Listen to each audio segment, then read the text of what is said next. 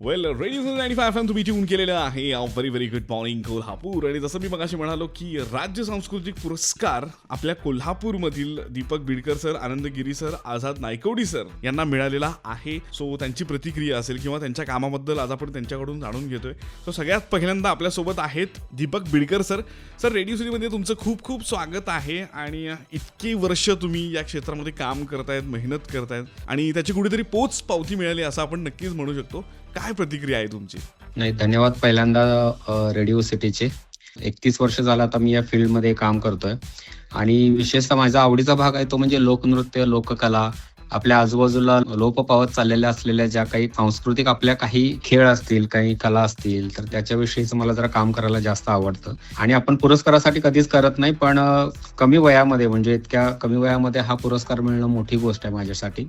मला एक गोष्ट आवर्जून सांगावीशी वाटते की या वर्षीपासून हा जो पुरस्कार आहे नव्याने सुरू केला गेलाय. म्हणजे आपले जे सांस्कृतिक मंत्री आहेत आशिष शेलार यांनी हा भाग सुरू केलेला आहे. याच्यापूर्वी फक्त ज्येष्ठ लोकांनाच मिळत होता, जे 60-70 वयाचे असतात त्यांना त्यांच्या कारकिर्दीबद्दल. पण मला असं म्हणायचं की एक युवा वर्गासाठी हा केला गेलेला एक नवीन उपक्रम हा खरंच अतिशय उत्स्फूर्तदायी नवीन लोकांना काम करण्यासाठी तो उत्तेजन देईल यात शंकाच नाहीये.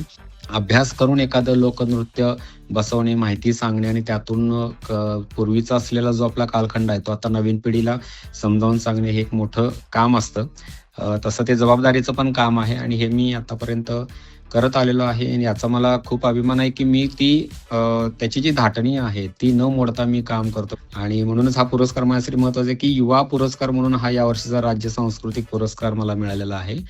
दुसरी गोष्ट म्हणजे हा पुरस्कार पहिल्यांदाच दिला गेला आणि अख्ख्या महाराष्ट्रातून लोकनृत्यासाठी माझं नाव तिथं गेलेलं आहे. आपल्या पश्चिम महाराष्ट्रामध्ये सुद्धा नृत्यासाठी मिळालेला आणि खास करून लोकनृत्य दिग्दर्शकाला मिळालेला हा पहिलाच पुरस्कार आहे. आपल्या कोल्हापूरकरांसाठी ही खूप मोठी परत एक मानाची आणि सन्मानाची गोष्ट आहे. नक्कीच सर, कोल्हापूरकरांना खूप अभिमान आहे की इतका मोठा पुरस्कार आपल्या कोल्हापूरमधल्या एका व्यक्तीला मिळाला. आणि खूप खूप धन्यवाद तुम्ही रेडिओ सिटी सोबत बोलला त्याबद्दल. कोल्हापूर ऐकत रहा radio city 95 FM. Good morning.